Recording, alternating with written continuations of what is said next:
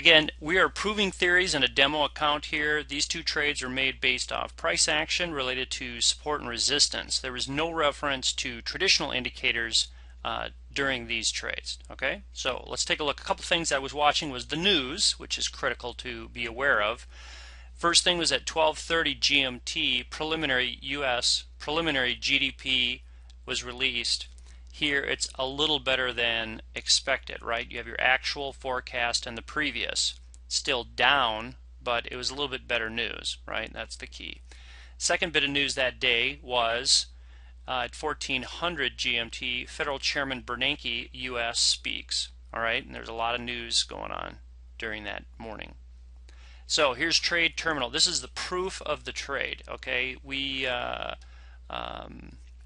execute trades live and demo to prove theories and document it for everyone to see. Okay, first trade, we went short at 0249, pulled 10 pips, and then 2 are at break even.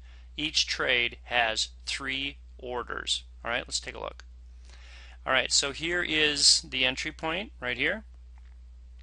Why did I take this trade? Well, the news, you'll see, I'll show you in a little bit, the news came out basically this candle, and it didn't break the channel. This channel runs from 0219, 0255, so let's round it up, 20 to roughly 60. That's less than a 40 pip channel. This is through Asia, through London, and into the US session, and after news it didn't break. I took a high probability short at the top of this channel.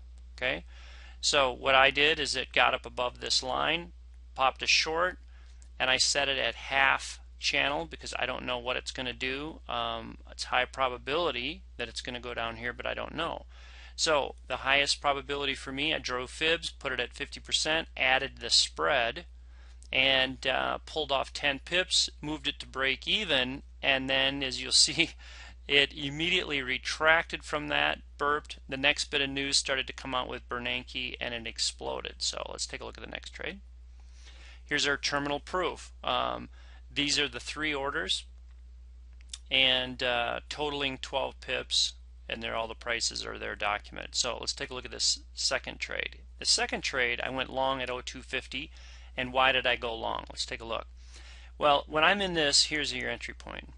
The fun part is I parked this buy limit as I see this developing. Now this is a rock solid trade.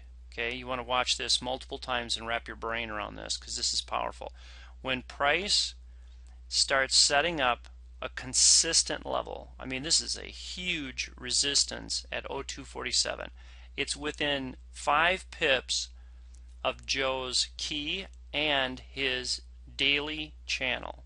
Okay, so he's got a channel identified, a keys identified, and the price is proven. Now this news couldn't even break it, but all of a sudden when the GDP news, but when Bernanke started to speak, it exploded, and you'll see it went all the way to 0299. Well, if you rough this 0250 to 03, that's 50 pip that it exploded up here. Okay, now what I find is it's a continuation pattern. When it breaks a channel and then it dojis, if I see this consolidation, I know that it's going to go higher.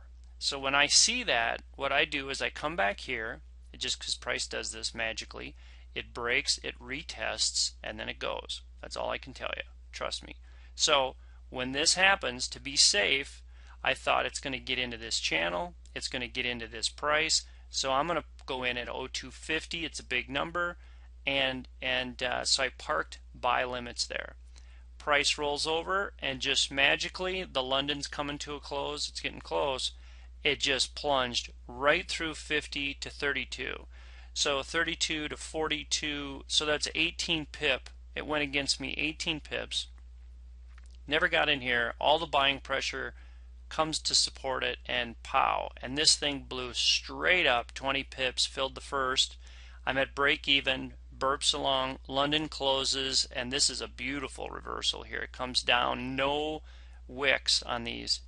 It stopped, slammed into some kind of a wall, and just went straight up.